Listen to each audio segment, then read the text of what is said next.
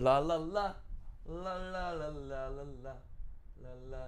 Good that you're watching to the stream. And if you're watching later, you're watching it on video on demand. Someone made a comment about me saying, welcome to the video on demand, that it doesn't make sense. But I've been doing it for years. Um, so yeah, I'm, I should just keep doing it or change it a bit. If you have feedback, let me know. But of course, every Monday we go live here on the React channel, discuss some of the gaming news and everything. Here we already have Severus and Pepsi Cola. Samaya, I saw you in the chat there as well. Welcome everyone. Thanks for joining. I want to talk a bit about Death Stranding 2. Of course, the reviews are up. It has a very high score, a 90 on Metacritic, which is crazy. I played 11 hours, something like that. Got an early code from Sony, of course. It had a lot of other things going on. We're working on a lot of other content this week as well. I want to get like a main video up on the channel, on the main channel. But I thought maybe we can already do a sort of Q&A based on what I played. Because I'm sure you have some questions about the game. Brazilian, good to see you. Of course, we're covering The Witcher 4. Dennis did a video on the main channel. You can check that out. And of course, in the Sunday video, I always cover it when there is stuff. Redwood Venom, good to see you as always. I've seen the demo the other day. It looks crazy. Yeah, remember that is a tech demo, of course. So, yeah. Technically, it's a video on demand, right? So, it's mostly for people who click on the stream later. I think it's just a nice way to start. JJ, good to see you too. Samiso, Gogeda, Codex Seeker, good to see you as always. Saber Knight, Dovenschmieds is here as well. Michael, you're the GOAT. Sunday News is awesome, and these recaps are also solid. Appreciate it, appreciate it. 90 Metacritic is crazy. Not surprising. I do think everyone who reviewed the game loved the first one too. And as you might know, I was like not a huge fan of the first one. I watched my review actually the other day about the first one from 2019, and I'm like still very positive, but I also it was just not really an experience for me. And yeah, we're gonna talk about Death Stranding 2 in a moment. Hey Frankie, good to see you as well. Love the Panic at the Disco on the Wall. Edit Bay, yeah, it's the best album ever made, in my opinion. So that's why it totally deserves a spot on the wall. You're read the Pepsi Coke comment wrong. Technically, it's a video on demand, so you're good. I don't think I read that wrong, but of course. Pepsi Cola, if you, yeah, insert your dang thing there as well. I predicted a 94, damn. Yeah, I mean, you have to remember 94 is crazy. You know why? Because then it has to get many 10s. Because the moment, and just not all of people give 10s. So the moment it's like a 90, it already, like the average of course, goes down. So 94 is extremely unlikely, because if we look at the highest rated games, can we like look at the highest rated games? Metacritic. Highest rated games. Let me see. Best games of all time.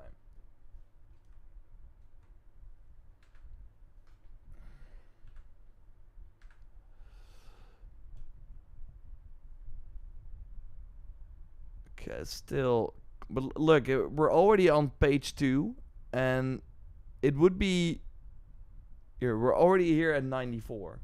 So that would have been insane if it got this high. Elden Ring did though, the DLC. That's crazy. That is certainly crazy. Metaphor, crazy. I guess I can see why you maybe thought 94, but I do think, yeah, with Metaphor, like Death Stranding is still a polarizing game in terms of the gameplay. I do think with Metaphor, it's like, okay, you know what you're getting into, and you know if you will love it or not. I think you got it, yeah. I think I did too. So my ass cousin Chaos there. Hey, Nitron, how you doing, mate?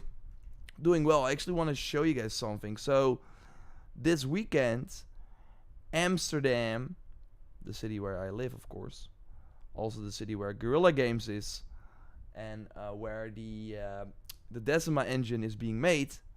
Of course, Decima is also used for Death Stranding 2. Amsterdam was 750 years. We celebrated that over the weekend. And they celebrated that by basically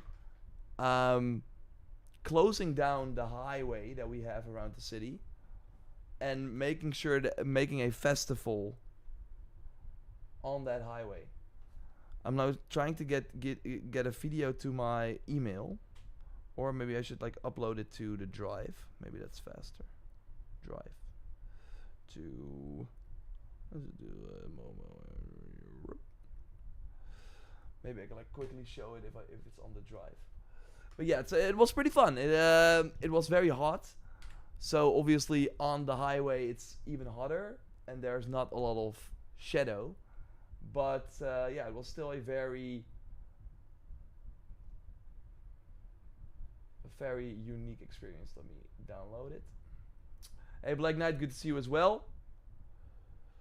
I went low and thought 85. I get, yeah. It fell in the middle. Jetlaner, good to see you as always. Dovers meets for more waifu gacha. That video will haunt me forever. I'm not really that in. I have like too many hours into Genshin Impact. And I also played Dislight. I'm not sure if you guys are aware of that. That's like a mobile game. I played that for 100 hours. That's crazy. But yeah, it's not that I'm looking for that type of game. There are too many games to play. I don't have time to sink all of that into a gacha game. But here, this is the highway party. People were playing ping pong, table tennis. And yeah, we were just chilling on the highway. So yeah, this was a whole event. There was like a festival, like with DJs and stuff like that too. But it's like one of the videos, so pretty cool. Pretty cool. Amsterdam, you gotta love it.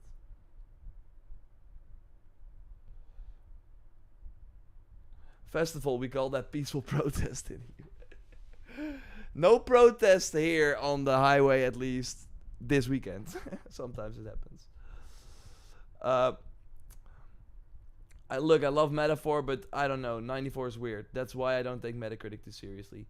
Yeah, with Metacritic, it's of course always that some news outlets or websites that have like a bigger audience, their score gets is more impactful. So if IGN gives a 96, it's more impactful than Shag News. I don't know if does that even exist. Insert random random name. Want to visit Amsterdam? You should, Carl, if you're able to. Looking forward to the Cyberpunk update this week. Well, I got some bad news, Wolf. They delayed it. I just saw that on Twitter. The Cyberpunk update was supposed to launch on the 26th, but they need more time. So we have no new date, but they delayed it. It's such a high score because Kojima's name is on it. He can make a sleeping sim and his fans will still say it's the best thing ever created. I agree with the first game, although that game did get lower scores, but he really improved upon a lot for the second game. So I get the highs. From what I played, I don't get the 90s and stuff, but I do get why people love it. I do get that a lot. Good to see Brock there in the chat too. Okay, so let's just go to that. Let's just talk about that Death Stranding 2, right? I'm gonna open this video.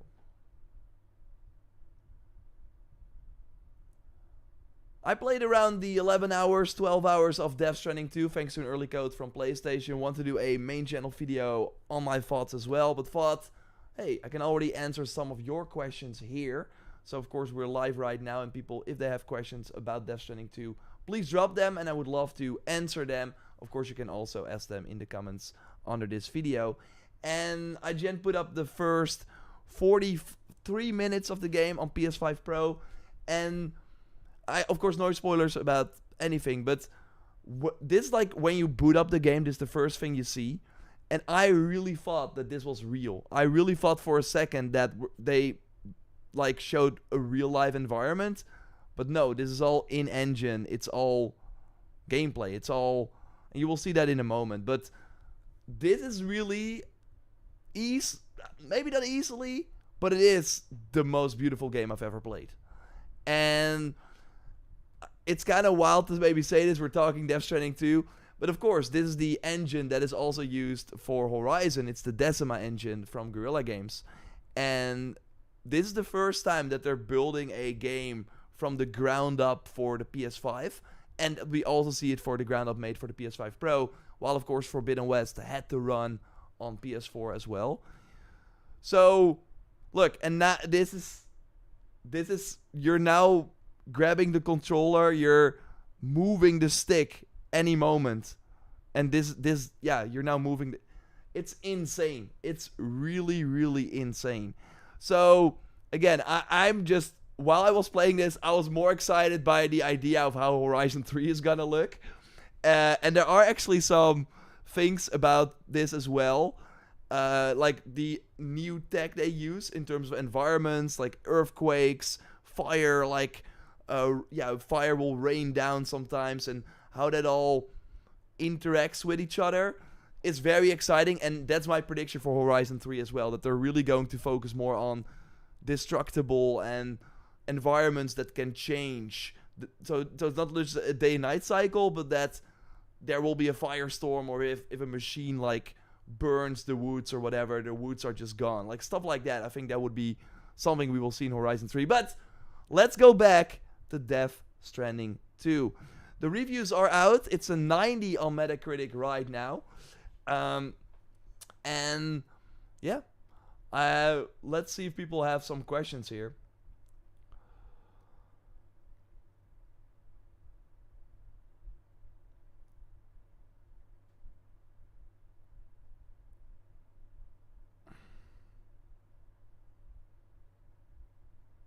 Horizon Zero Dawn still looks great to this day. Yeah, it does. It does. It does.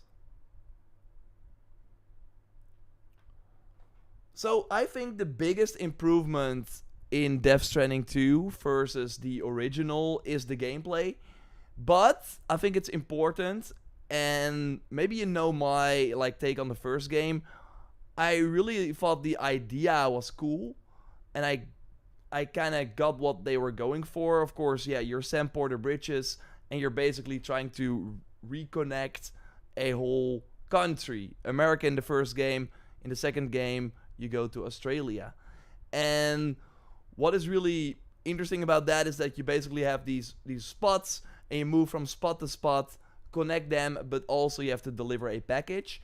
And while they improve the gameplay quite a lot, it's still that same core. It's still that same, okay, I have to make sure that the package that I deliver is not destroyed. Yeah, this, for example, one of those environmental changes that I'm just excited to see for Horizon as well.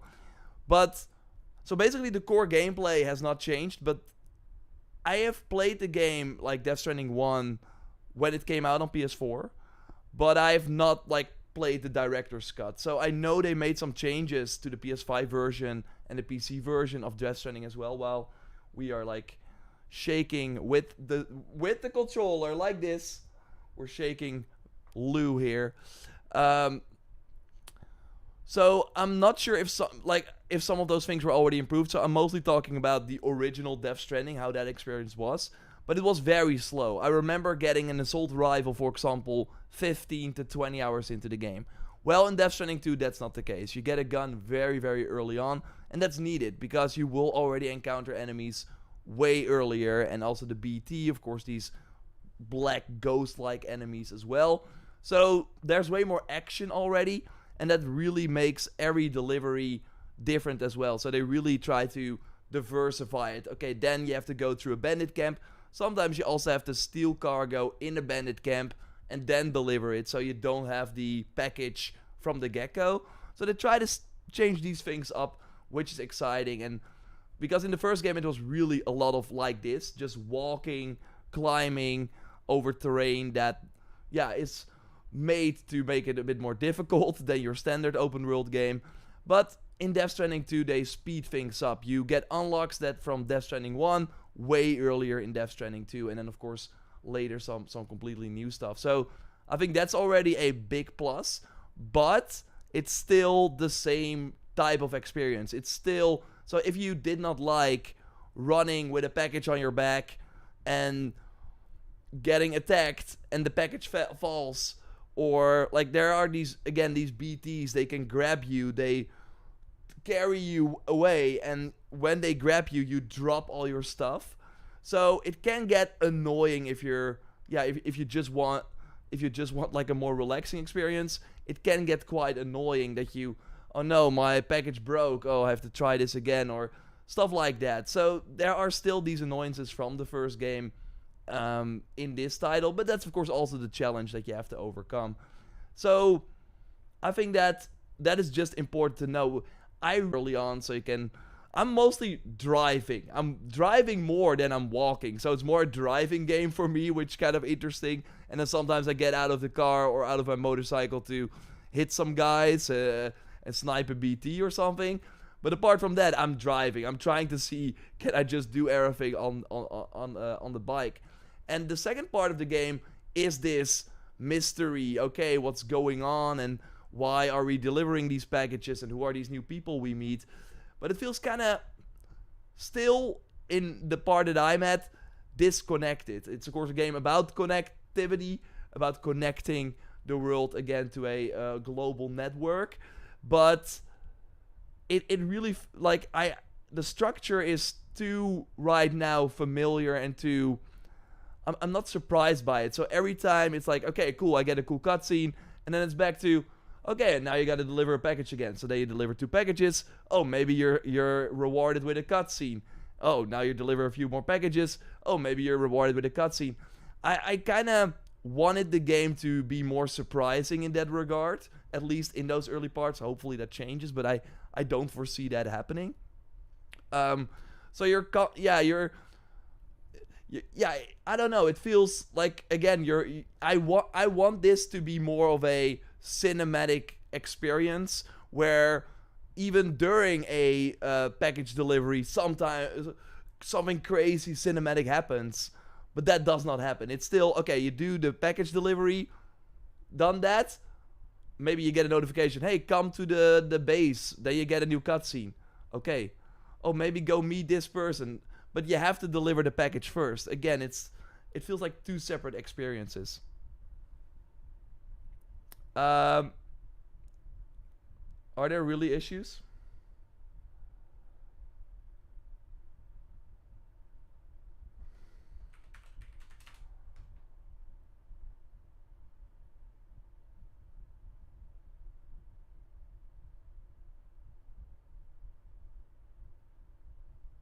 Weird. I think it's like a YouTube issue.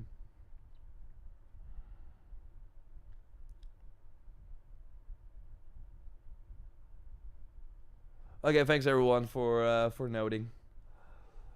Hope you got my thoughts there. I was just rambling, not really looking at the chat actually. No offense, but I don't think the series is for you. It's about delivering mostly. Yeah, and that's fine.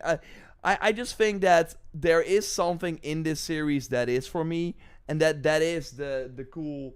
Look, I love having Fragile again from the first game, but she now has these hands, and they like move around as well. And when she wants you to be quiet, those hands move, and like there are so many cool, interesting ideas in this game. And yeah, the cutscenes look insane. So I just want to care more about that, but it really feels as if they are constantly dangling this next cutscene in front of me, and I have to work for it to get there. So again, if you do like the gameplay, which again is way better than the first game, then yeah, you're in for a really, really nice experience. But yeah, it still feels a bit disconnected to me, and I do think the story takes quite some moments to get going. It starts pretty strong, and then yeah, it has to build up again. Is the dialogue better? What do you mean, Dovensmeech? Is the story more easy to understand than the first? Rogue says. So I finished the first game and I watched a recap before I played it. And let's not watch this cutscene. Let's go more to gameplay. So this is the first delivery.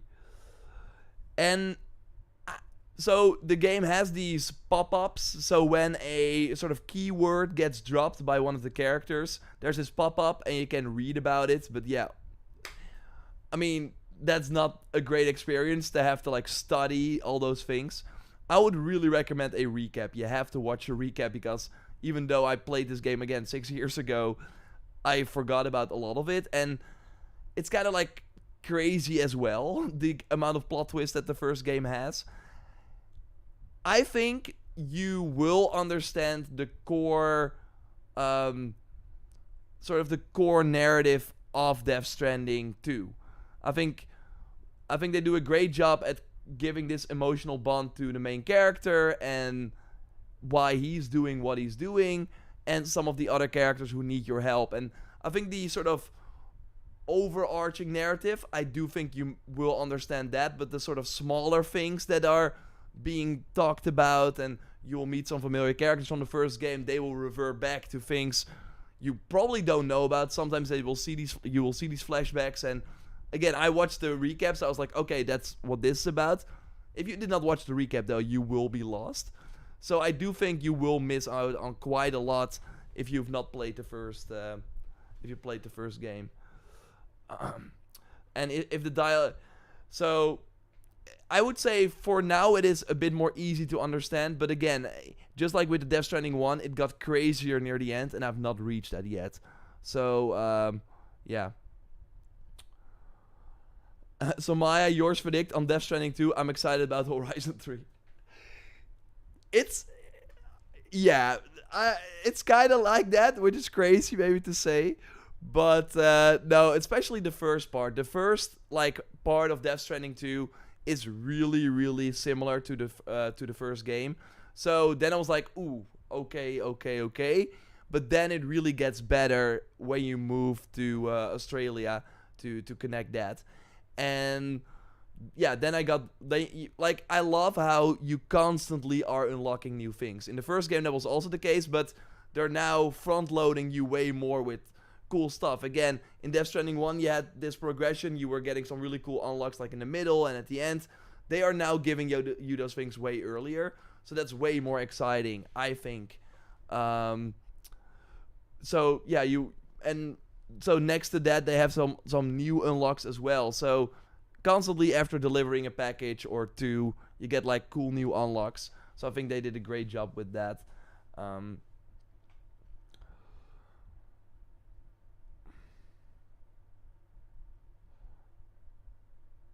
It was funny talking about connectivity and the stream kept going in and out. Yeah, maybe Kojima was hacking me.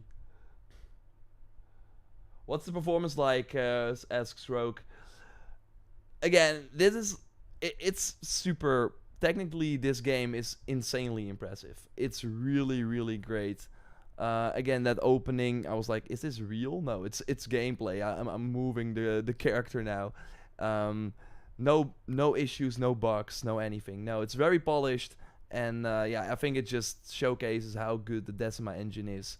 And I'm curious if more games will use it in the Sony umbrella, because they've once again shown that this, I mean, it's 60 FPS performance mode and it looks like this. That's crazy. It's not surprising if you played Horizon, but yeah, to see another game like that too, it's really, really well done. I'm just playing it for the baby. Well, Carl, then you're in for a treat.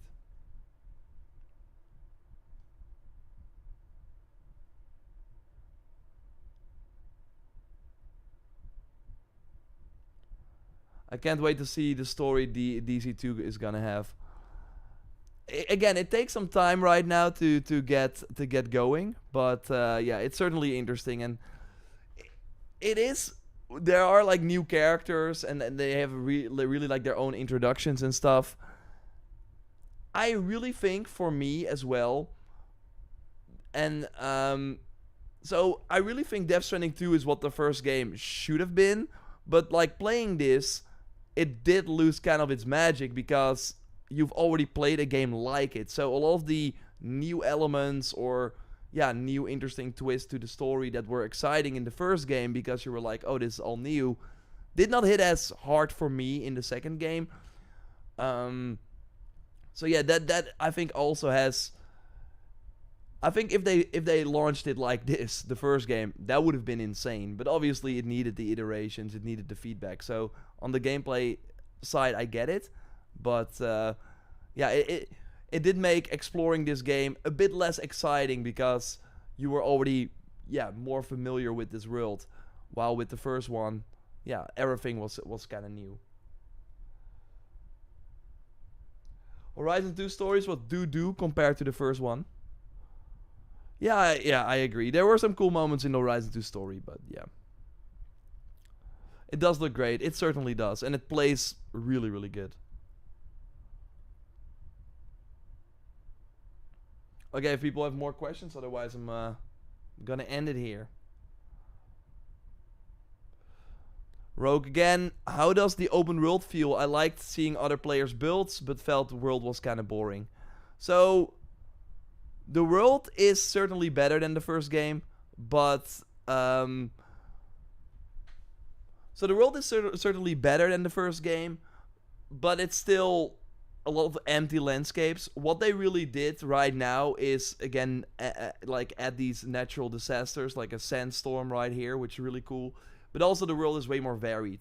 So we're now walking in this desert-like area, but there are also forests, or let's see, we also have this video that Sony put out that really showcases the amount of variety that this game has, and that really makes exploring way cooler. It really feels like every delivery you do, they really thought about, okay, what are going to be the challenges for this delivery, what are going to be the environments you have to traverse. Again, we got the snow here, so it's still can feel empty, but that's kind of the point of this game too. It's the setting, but again, like look at the sort of lush forest you have here.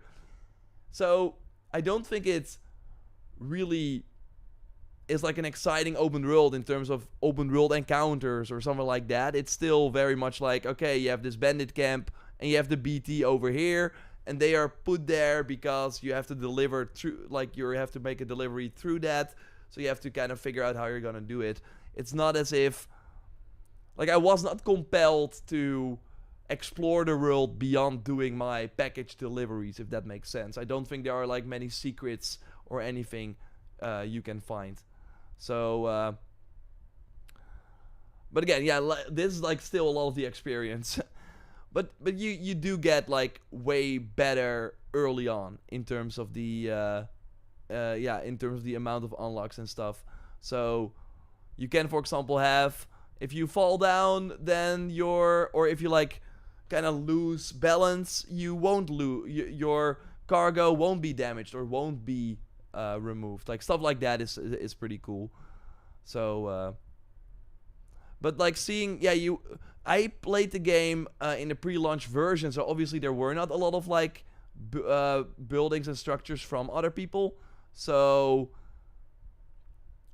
I kind of missed that experience. And I played the first game like that too, and I do think the game is way more fun if you actually do have a lot of the build structures from other people, because it just makes the game way easier. If you out of nowhere can see like a random vehicle that someone else made, it just will help you a lot, or a bridge or something else.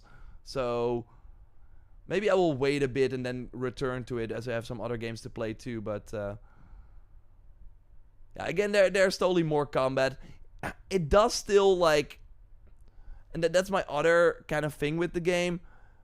The combat is totally improved, but you still see that it's not the core like feature of this. The boss fights, for example, that we see here are really not that exciting. They look awesome, and again here I'm like, okay, this is gonna be a new Horizon machine, right? We have like tentacles that they already animated and stuff, so bring it on, octopus monster or something.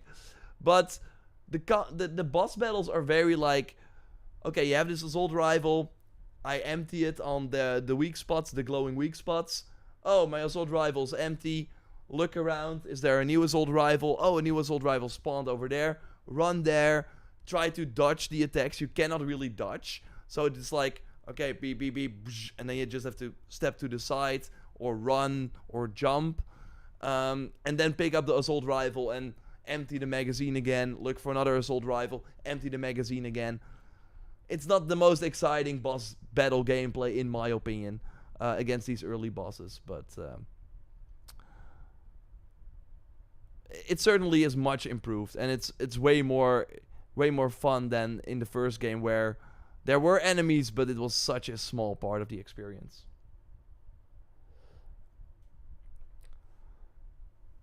How long is the game on average? IGN said that they finished it in 35 hours to mainline it, so I would say that that is pretty correct, but you can spend way more time. Like, every time you get a new package delivered, you get like multiple side packages as well, so you can just immediately go move on to the next objective, or stay around the area you just explored and then deliver some extra packages for some extra goods. I did not feel the need to do that though, but it is possible if you want to spend more time in the world. It's a huge game. There, you can easily spend hundreds of hours, I think, or 100 hours in this game.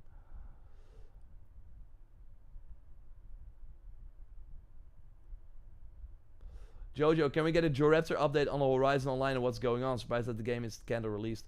I think they're really just taking their time, and Sony has Ghost of Yotei Marathon to worry about. So we will see it. We will see it at one point, but they have to get it right. So I respect them taking their time. That launch, that reveal is gonna be so important. If that does not hit, then they will have a lot of problems. So, can we dodge on this? You mean dodge in this, or? So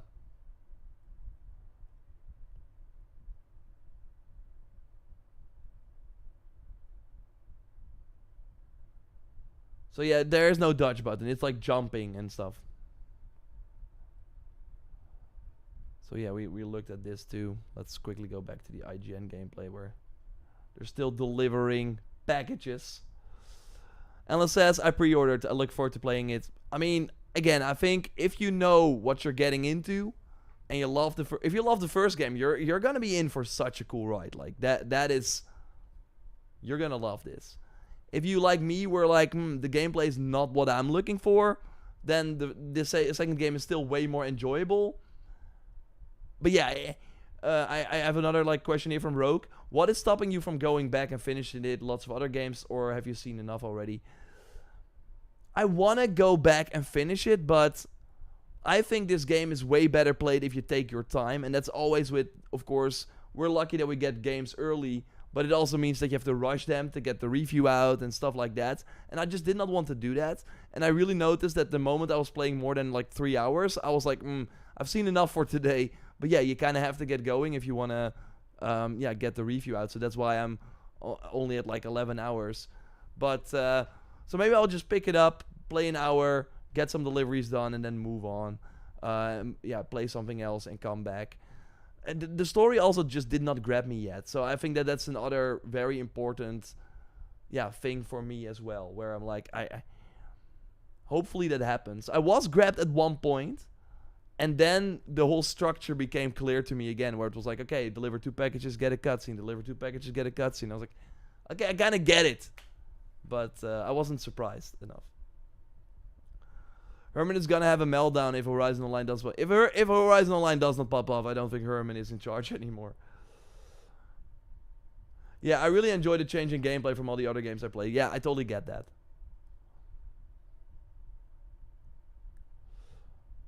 Again, if you have questions, drop them in the comments. And I will have a main channel video up as well. So keep an eye out for that. And subscribe. Goodbye.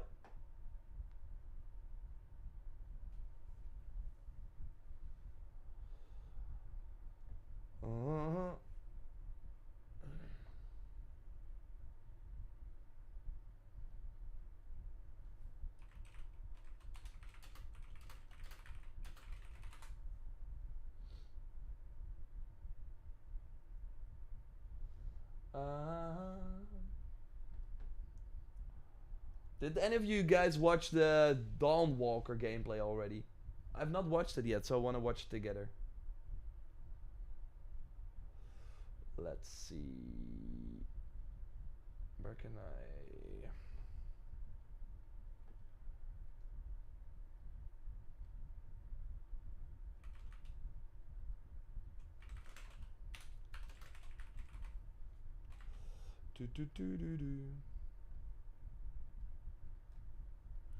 Luke streamed it. Oh yeah, nice. Yeah, he was live on Saturday, right? And what is the overall consensus? I've seen some mixed things.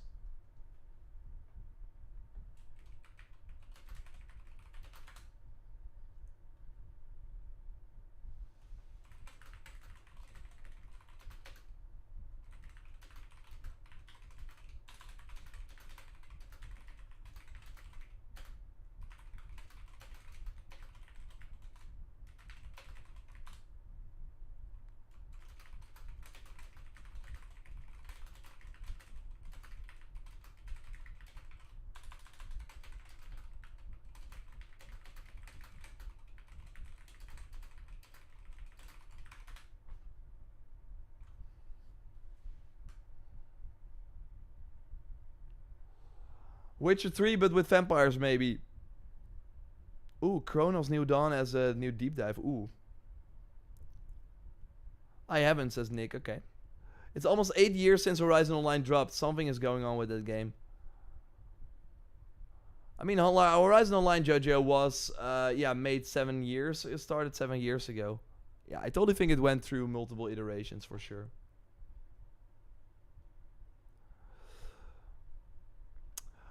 Codex Seeker, will you be playing the Dying Light the Beast when it comes out, as well as what you're looking forward to in the Assassin's Creed Shadows update? I will answer that in a second. Let's do Don's question here on Twitch first. I have a question. Is the new Death Stranding still walking around or more combat? It's still walking around, but there is more combat. So, yeah. Again, I'm mostly driving around. That's kind of my situation here, but yeah.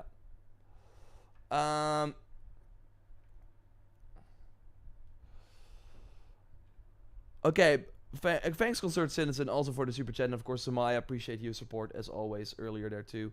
Anything to the rumor about the new EA Fight Night? Heard undisputed boxing is bad.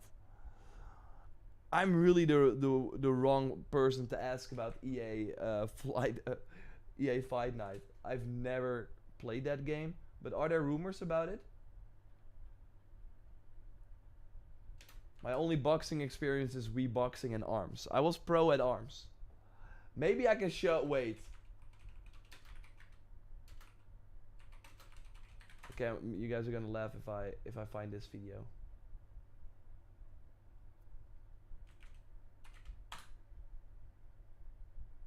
Oh yeah. Oh my god. okay. This is very bad. But yeah, okay. I'm gonna show you guys this. Okay, this is from 2017.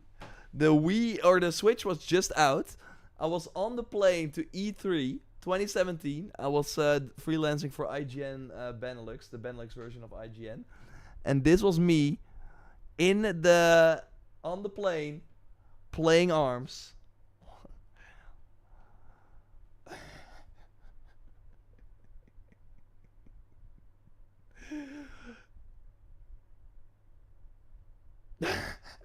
It really gives the drag and drive vibes.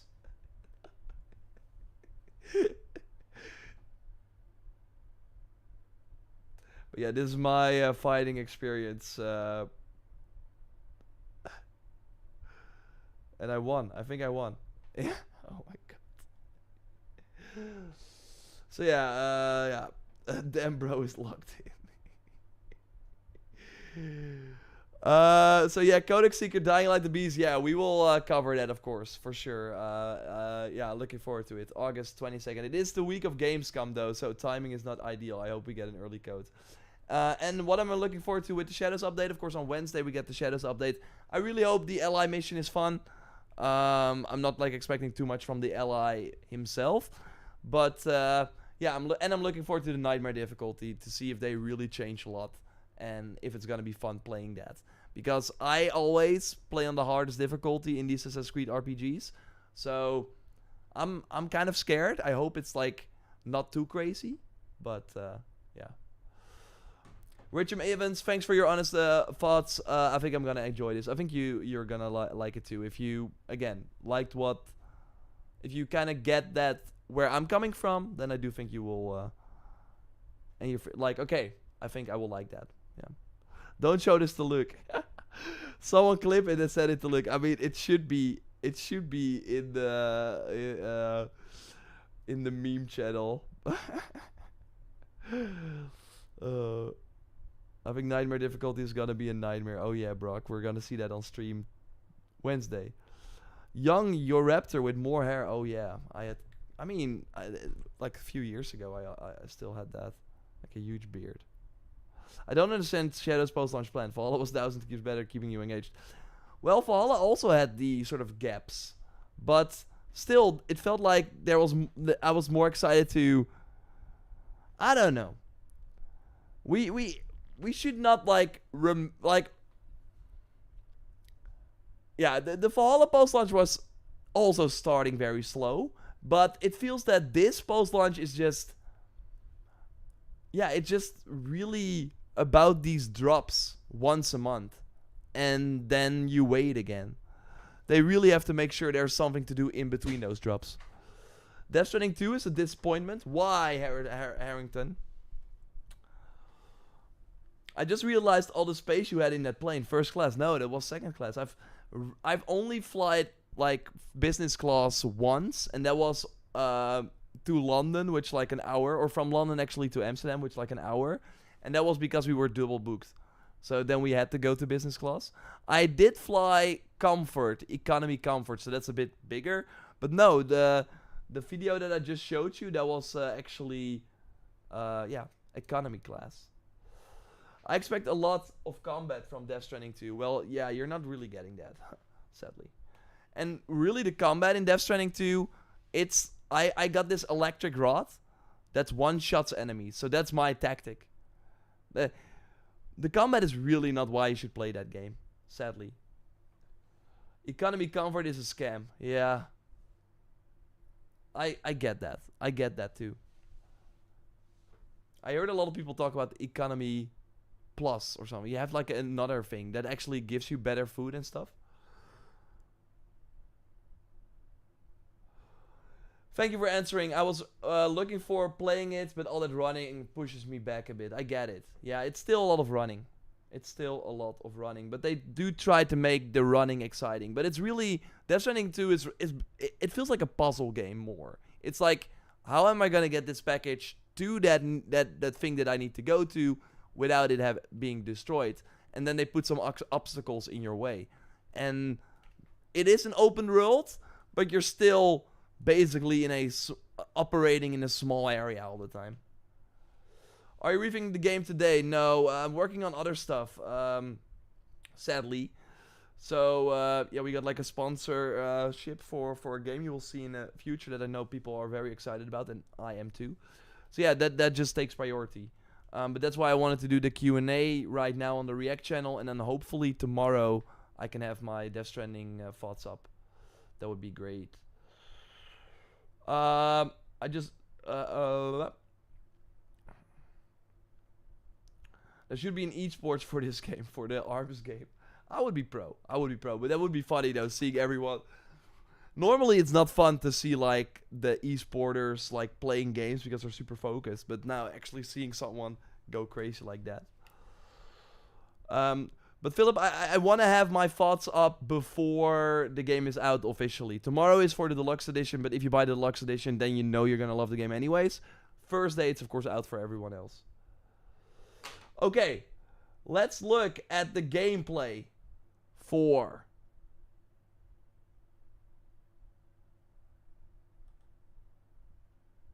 Dawnwalker. Walker. Blood of the Dawnwalker. Oh. Bloop. Bloop.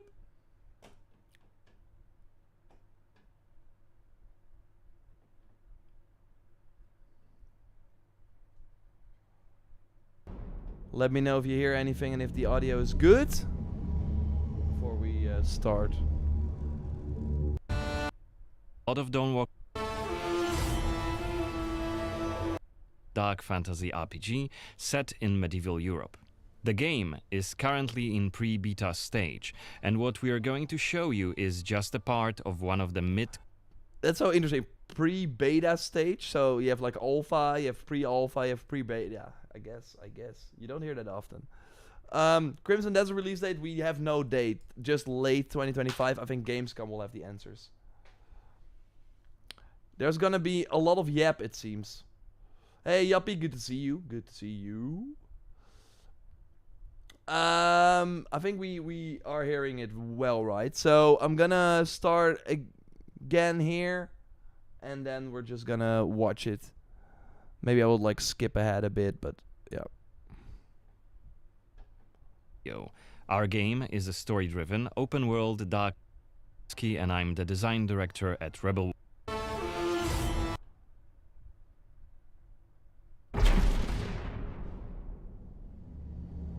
We got a first look at gameplay for Blood of Dawnwalker. And I'm really curious. I've not watched this yet. Of course, let me know your take in the comments in the chat. It's from ex-Witcher 3 developers. They made a new studio. And it should be out next year. My name is Daniel Sadowski and I'm the design director at Rebel Wolves. I would like to welcome you to the Blood of Dawnwalker summer gameplay video. Our game is a story-driven, open-world dark fantasy RPG set in medieval Europe. The game is currently in pre-beta stage, and what we are going to show you is just a part of one of the mid-game quests. It's a really cool story involving legendary swords and a haunted almshouse, but today we'll focus on showcasing our gameplay systems. I already see the 22 days left. Rescue your family, 22 days left. That is some Far Cry 7 stuff right there. Like, of course, in Far Cry, we also have in-game days to rescue our family. So yeah, it's interesting. I'm curious how... do we like that? I especially in an open world game, want to kind of take my time. I want to like reserve my judgment for Far Cry because we don't really know how the system is going to work. But in this game, yeah, I don't know. I'm curious. 22 days does seem pretty generous though. But yeah, it does mean that you should not side quest too much to rescue your family, which seems to be the main story basically goal. Starting on the outskirts of Svartro, the game's largest city and the capital of Vale Sangora. From here, we could head anywhere the eye can see, explore ancient ruins or sabotage vampire blood transports. But it's not just about where or when you go. It's also about how you approach the main quest and shape the story, making each playthrough uniquely your own. For now, we're following the road. Cohen is on his way to the city's cathedral, chasing leads about a powerful weapon said to be hidden in its crypts. Okay, I like chasing a powerful weapon. But let's go. First, we'll have to deal with some bandits who camped out by the main road. Traveling through Vale Sangora is never boring. The world is dense with quests, random encounters, and locations steep in lore. This will be a great opportunity to show you our combat system. Our goal was to make the player feel like a real swordmaster who closely observes his enemies. We'll begin this fight by using acrid dust to stun one of the enemies. Now, when you attack, you choose one of 4 directions: up, down, left, or right. Yeah, we see that also here with the icon. In order to hit the opponent where he's unable to parry. And similarly, when defending, you have to take note of the enemy's intent. I love how aggressive the enemies are. They're really not like waiting around for the other one to finish. So that should be hard with the parry. And the direction of the attack. On the left side of the screen, just above Cohen's health, you have activation charges that will be filled in with each successful attack, block, yeah, basically adrenaline and parry. Once they are full, you can use one of the active abilities which allow you to take a more tactical approach to fighting. I heard some like rumblings about people not liking the gameplay, and I'm actually I felt like that as well when we saw the first like snippets of gameplay in the trailer, but I actually think this doesn't look that bad. And I really hope that if you master this, then the enemies like die really fast. If you like ting ting and then can just very quickly hit them. Started the fight by throwing some. I'm not a huge fan of this though. This does seem a bit like taking you out of the experience too much. Would have been nicer to have an Odyssey style, just Assassin's Creed RPG style ability thing here, so you're not constantly pausing the game. Acrid dust. And now let's cast Burning Blood. It's a hex which boils the enemy's blood and burns their skin, dealing physical damage over time. Alright, time to finish this fight. There was like another thing that I noticed here. In the wheel, it's like, okay, this is the description of the spell. Yeah. To finish this fight, let's use the final activation charge to cast the artery attack, which actually decapitated the last opponent. Our hero quickly dispatched the bandits, so let's loot a few items they've left behind and open the inventory. First of all, let's replenish our health by eating something, and then take a closer look at this cool-looking weapon we just picked up.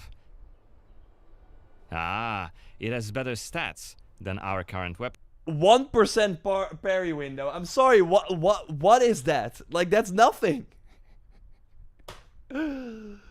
Okay. But yeah, obviously it's like an early weapon, but this nothing. This is you will not notice a plus 1% parry window increase. And so, let's equip it right now. We've also leveled up, so let's use this opportunity to spend the newly acquired skill point in one of Cohen's skill trees. The skills in the Blood of Dawnwalker are divided into 3 trees. One for human, one for vampire, and one shared between the two. We also have an active abilities panel. We can use it to unlock additional abilities to use during combat. Note that during the day, the health bar is not regenerating. You need to find consumables like the one we've just eaten. Yeah, that's the cool part, of course, about this game, that you have the day and night cycle that completely changes how you play. So I'm curious, we will likely get dark gameplay soon as well. Hexes we've just used also consume some of Cohen's health. Be aware of that. The way our magic system works, there's always a price to pay for manipulating reality. But we can make it sting a bit less. Let's level up the Frugal Witchcraft skill, so next time we'll cast a hex, it'll consume fewer of Cohen's health points. Now that we've wrapped up the encounter with the band... And by the way, by them like showing so much, it being in pre-beta and them showing menus... This feels like an early 2026 game to me. We know it's like next year, but it feels like it's coming out soon. We can be on our way to get inside the city. Like relatively soon, not that like in 12 months we're still waiting for this. Right now, Cohen hasn't done enough to ruffle the Vampire Lord's feathers, so the gods will just wave us through. But the more damage you cause, the more suspicious and aggressive they'll become. So when you play the game yourself, you'll have to decide whether you want to challenge the vampires openly, or lay low until you're ready to strike and surprise them. It's even bigger than I remembered. And it's grander than before. They're putting in new stained glass. The Knyaz doesn't deny the old faith. Out of my face. Really curious how an urban This environment is the looks. rich district of the city, Silberkreis. There's also Altenmarkt, Neustadt, and the Middens. Each of the boroughs has its own feel and character. Get your stinking ass out of here. I was just passing Yeah, through. you totally notice that it's a AA game, right? I mean, I think the ideas and the cool twist they are Looming high over they're the doing city is Brensis's castle. will elevate this game, but yeah, you totally see that they had a limited budget to work with. It's a smaller team than CDPR, obviously. But yeah, I hope that it still can deliver on the interesting ideas they're doing. Greifberg. He took it over when he slaughtered the human ruler of the valley, Skender, as shown in the trailer we shared with you earlier in January this year. In order to complete the main quest and save your family, you'll have to storm the castle, alone or with help of friendly NPCs. We could do it right now if we wanted, but it would be super challenging. Yeah, I love stuff like that where I'm really good at the like mechanics of the game. I can like do very challenging content already early on. That's of course really fun. And always with the From Software games, you have that tutorial boss that you can beat, like stuff like that. I love that. Drink for you, my friend. Go. The camera has too much fisheye effect. Yeah, I hope we can like change the camera and zoom it out a bit too. You made a mess, and it's not that kind of inn. Let's check the map. The cathedral is really close. There's plenty of other places to see and things to do here. Oh, I think the map looks pretty cool. A medic, a blacksmith, an armorer, and other merchants. You can see that not only the vampires came out of the shadows. This creature on the right is called an Uriash. Look around, especially at night, and you'll learn humans have lots to fear, not just the vampires. It says AAA on Google. I know. Of course they're gonna say And here AAA, we can but see guards pounding on some if you look at this, like, and AAA, like for me, is the Sony exclusives, the Witcher 4, yeah, the CDPR game Rockstar. Like that's, you could call that quadruple A. But this looks more, in the grand scheme of things, what we're getting now, double A. And I don't mean that in like a bad way. But yeah, you see it looking at the amount of people on the street, the graphics. It's, again, I think the idea, and from what we're seeing right now, I can't wait to play this. Like, it looks like a lot of fun, but it's not gonna blow us away in terms of the technical, like, fidelity and stuff. Nice. What is it about? You've been disrespecting the Knyaz, singing songs that mocked him and the faith. Who told you this nonsense? Was it Livia? Open the door. It's just one of many different community scenes we're implementing in the game. Watch them closely when you play, as they might point you to new quests and hidden treasures, or signal changes in the game's world. Once again, I humbly beg of thee. I humbly... Ouch! I don't want to say it, Mum. It's a prayer. It's what we have to say. Go on. Skull and Bones, the only quadruple A game we know. Yeah. Beg of thee. Protect So Maya, that was a secret. You were not supposed to say that. Okay, we are at the cathedral gates. Again, since Cohen isn't yet wanted by the vampire regime, and it's daytime, we can simply walk inside.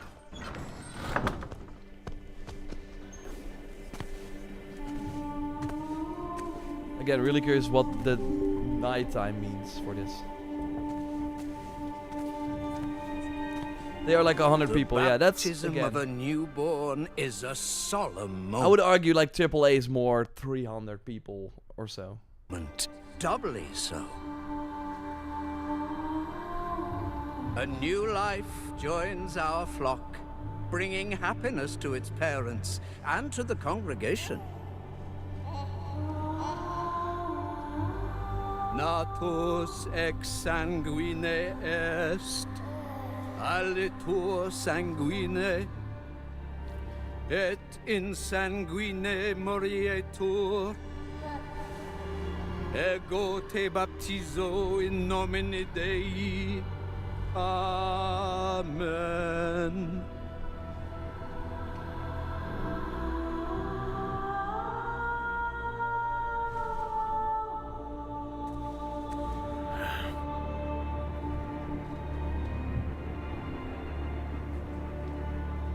Love the look of our main character, by the way.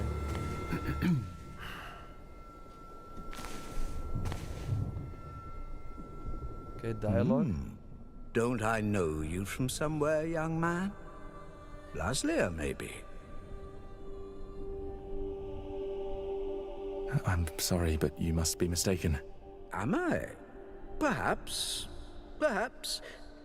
My memory isn't what it used to be. Come with me. I'll take your confession. Thank you, but I have no need for confession. Ah. So you deem your conscience clear? I wouldn't go that far. But I'm sure you're a busy man, Father. So while I appreciate the offer, I feel that my soul shouldn't be your priority. I won't press the matter. You are quite correct. I have many other duties to attend to. But please remember. And that's what I also mean that with in double A, order like to these be saved, conversations. we Again, they all are serviceable, need but to they're repent, pretty old school. myself included. I hope we can speak again soon. Good day to you, Cohen. How does he know his name? What we saw right here was just one of many cutscenes we recorded for the game, which smoothly transitioned into a dialogue scene. We use cutscenes to highlight key scenes or showcase interesting bits of lore. Like this blood baptism. Creepy, isn't it? The core feature of the Blood of Dawnwalker is the dual gameplay loop. Remember, Cohen may be a human during the day, but he turns into a vampire at night and has a different set of skills at his disposal. Yeah, I want to see that. And this is just one variable that affects our quests.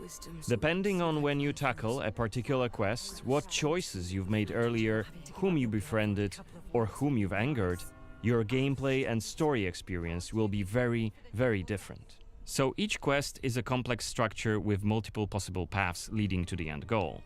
We maximize players' freedom and agency, offering you a narrative sandbox to play in. I wonder what secrets may be concealed up there, just beyond Cohen's reach. And how do we get there? It's impossible to do during the day, but come night, it's an entirely different story. Let us explain what we mean by taking our current quest as an example. During the day, we got inside the cathedral without any problems, since it's open for all to see and Cohen doesn't yet stand out from the crowd. The scaffolds, though, are outside of his reach. But climbing them won't be a problem for the vampire, who has many more exploration abilities at his disposal. That will be very, maybe annoying. Yeah, annoying is maybe a bit too far, but that will be kind of like interesting. So there will probably be many locations, and depending on the time of day you go there, there will be stuff you cannot unlock. So they have to keep in your like back of your mind, like, okay, that house that I went to 30 minutes ago, I have to get back to that during night because the chest that I saw over there with loot, I cannot get it yet. So I need to be the vampire to be able to parkour up the wall or something. So I hope that won't be like, yeah, that will still feel good. But I am afraid that it might. Like, I always love to complete an area before I move on to the next, especially in games that I'm invested in.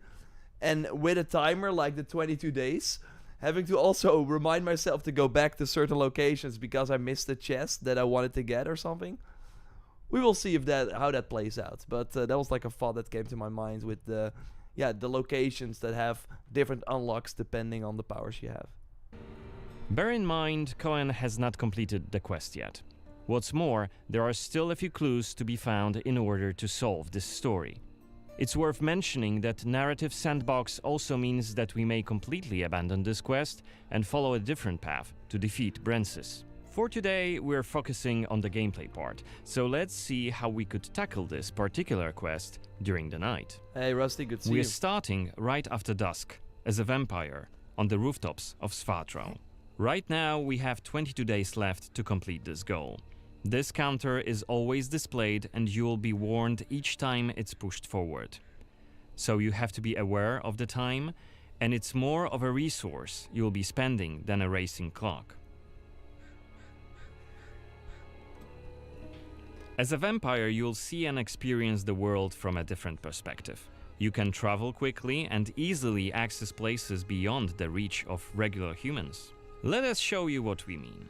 This is Shadow Step, a unique vampiric ability, allowing Cohen to jump to almost any place within his reach. Dishonored Blink. Now, let's take a good look around using the focus mode. Of course, there's a focus mode. This ability highlights objects of interest and loot. And there is something right here. This time it's just some items to grab, but on other occasions, who knows, you might come across a hidden quest. Looks like our health is quite low. This is because as a vampire, your health bar also represents your hunger level, and you start each night thirsting for blood. Remember, you have to quench this appetite in order to make full use of your vampire abilities, and rein in your monstrous nature around NPCs. Otherwise, you may end up draining someone important, which may lead to unpredictable consequences. Yeah, that's so cool. We'd better feed then. Maybe on someone who is standing all alone. Like this drunkard. Let's grab him and use I think voracious it's just the bite stream, ability. Samaya. Unless you lose control due to hunger, you get to decide how much blood to drink. You can drain just a bit and knock your victim unconscious, or go all the way and kill them. That's so And cool. if you're adamant you don't want to hurt innocent humans, you can drink from animals and some other creatures. Just put them all to sleep. I think you would want to Finally, put them we all are to sleep. at the cathedral, but it seems to be closed for the night, and the entrance gate is well guarded. Let's find another way in. Are we really at 720p?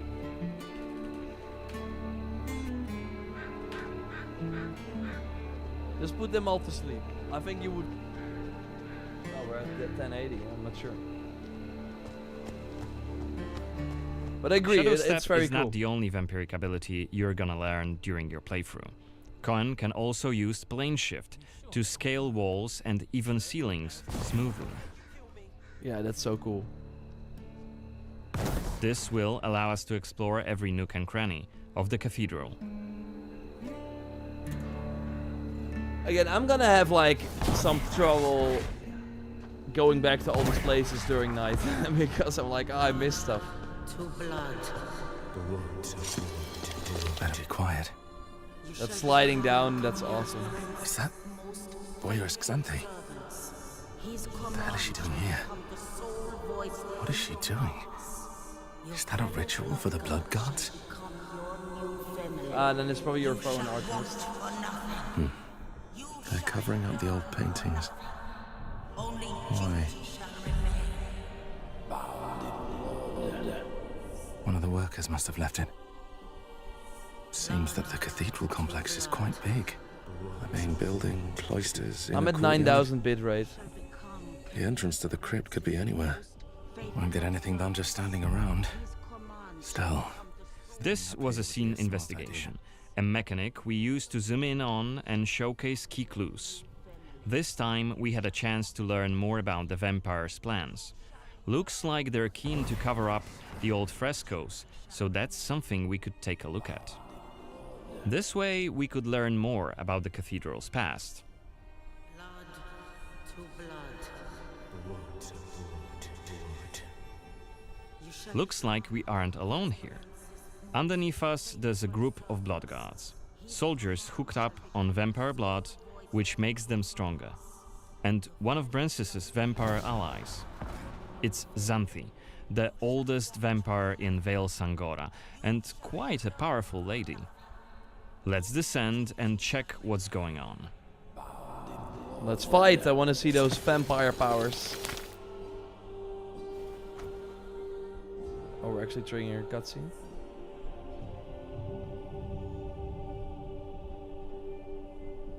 Don't think I don't see you skulking in the shadows. Come out!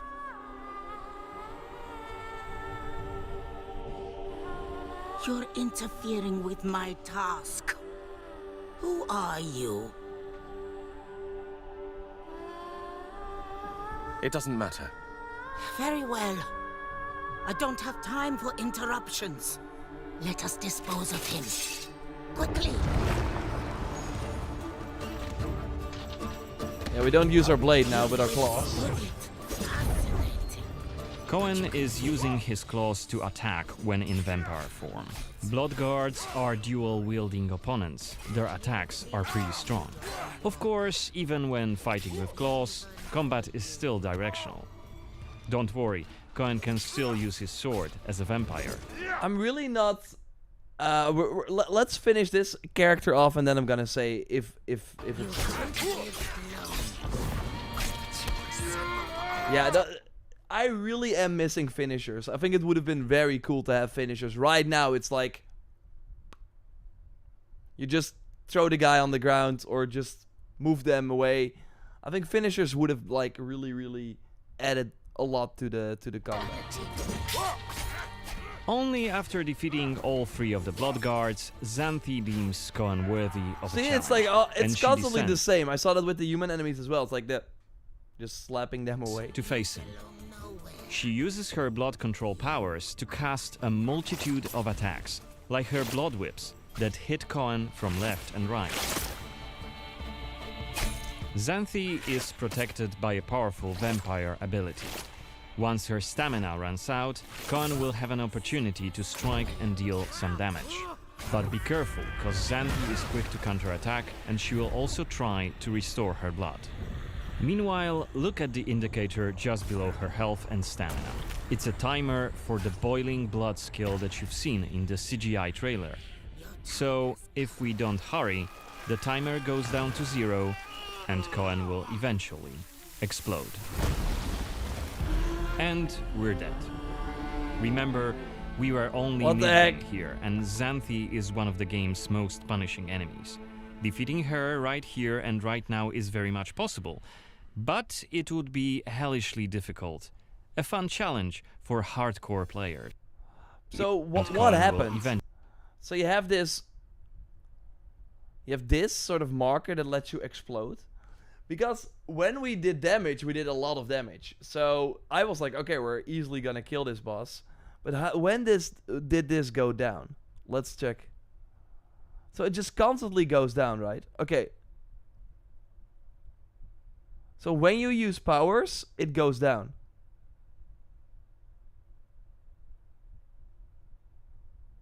So I'm just not sure. Here, it now constantly goes down as well. We're not doing anything. So I'm really curious how, as a hardcore player, you're gonna do this if you're fighting a timer that goes down no matter what. It does not seem to be related to getting hit or anything. So when you stand still, it doesn't go down, but when you move, it goes down. When you do attacks, it goes down. The moment you move... Okay, I don't know how this is gonna work, but that is... I'm not sure if that is the challenge then. To just stand still, use your power, and not use your powers. Yeah, so maybe you should just stand still, parry, and counter only. So I still have my question marks regarding that.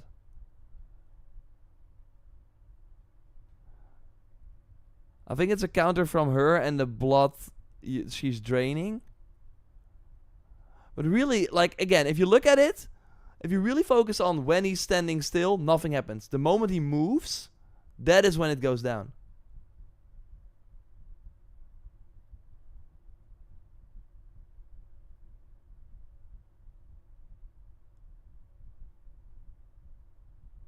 It's kind of hard. I don't know.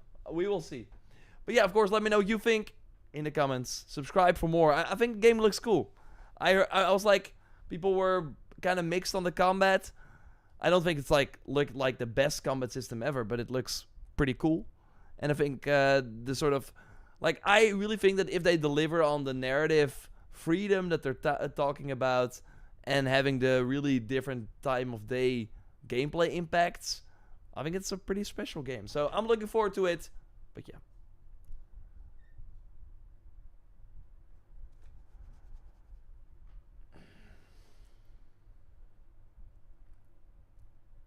Is there stealth in this game, Makerman? Good to see you. I don't know. We've not seen it, right? We've not seen it.